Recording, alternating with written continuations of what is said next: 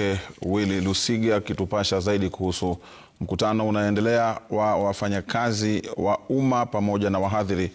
kwenye chuo kikuu cha kiufundi cha Machakos. Lusige.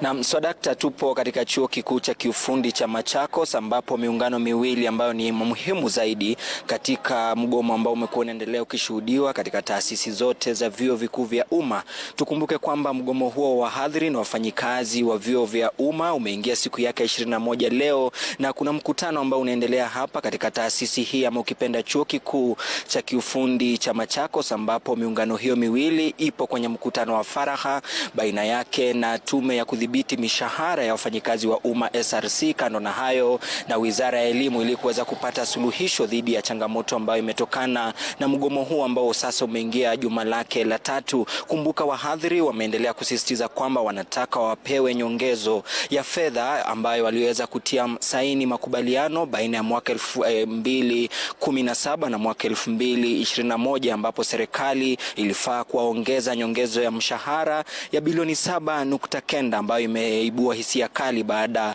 ya Wizara ya Elimu kuweza kupinga kauli hiyo na kusema kwamba kile ambacho inafahamu inafaa tu kuwalipa milioni 643, ambayo ni sababu kuu ya mgomo huu kuweza kuendelea. Manake wahadhiri wanasema hawatokubali kurejea katika shughuli zao za kila siku hadi wapokee bilioni 7, ilhali upande ule mwingine SRC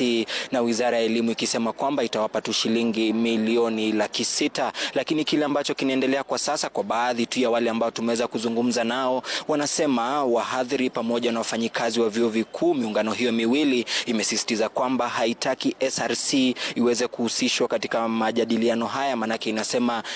SRC ndio imeweza kuifeli serikali kwa kuwa imekuwa ikipinga wao kupewa shilingi bilioni 7, ili hali haya ni makubaliano walotia saini na serikali ikaenda mahakamani, lakini mahakama ikasisitiza mwaka 2021 kwamba walipwe kile kiwango cha shilingi bilioni 7. Kwa hivyo kwa sasa mkutano bado unaendelea, licha kwamba ni mkutano wa faragha. Tunasubiri kuona watakapokamilisha mkutano huu, je, wataweza kukubaliana na wahadhiri watakuwa na rejea kufunza, ama kama sio hivyo, je, ni hatua gani ambayo itakuwa inachukuliwa na wahadhiri na upande ule mwingine ikiwa ni serikali. Manake wahadhiri hapo jana walipokuwa wanahutubiwa wanahabari walisisitiza kwamba hawatokubali chochote kama hawataweza kupewa shilingi bilioni 7 ambazo waliweza kukubaliana baina ya mwaka huo wa 2017 na mwaka 2021. Lakini kama hali nilivyoweza kuiona, huenda wakaweza kukubaliana, manake wamekuwa natia saini baadhi ya karatasi ambazo tujaweza kufahamu ni za nini, lakini zinaonyesha labda mwisho wa siku wataweza kukubaliana.